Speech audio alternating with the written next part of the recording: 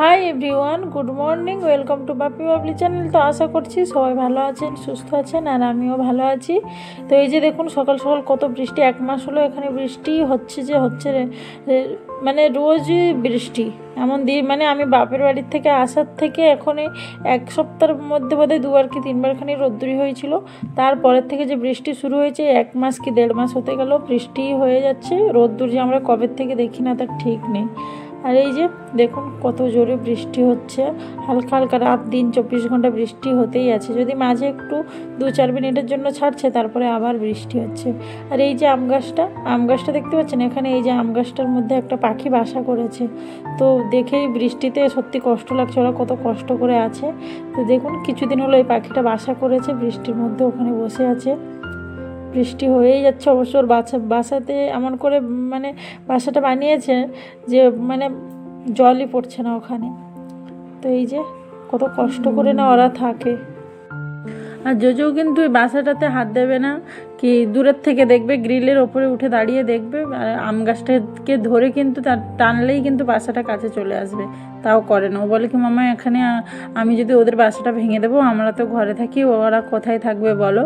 তো দেখছি ও আবার কিছুই করে না। কেমন ভালো লাগলো আমার। আর এই যে দেখুন নিচে বৃষ্টিতে গাছগুলো সব দেখুন পুরো গ্রিন হয়ে গেছে, সবুজ সবুজ দেখাচ্ছে। বৃষ্টি র্যান্ডম বৃষ্টি হয়ে যাচ্ছে এখানে, প্রচুর বৃষ্টি হচ্ছে এখানে।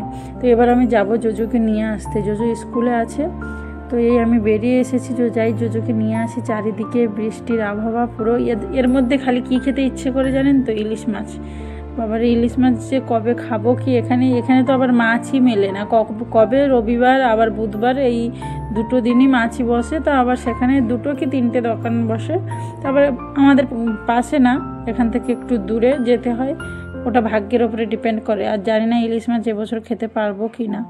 তো আমি এই যে যাচ্ছি জোজোদের স্কুলের দিকে, যাই ওকে গিয়ে নিয়ে আসি।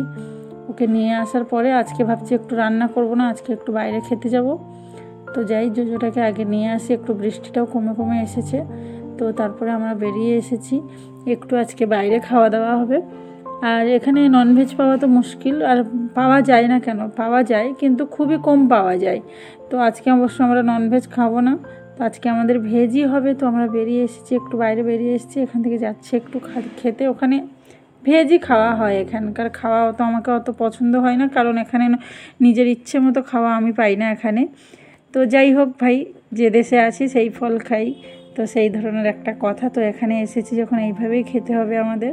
তো এখানে এই যে বাপি রুটি খাচ্ছে। এখানে তো রুটির সাথে ভাতই থাকে, আমি বাবু ভাতই খাই, রুটি খাই না।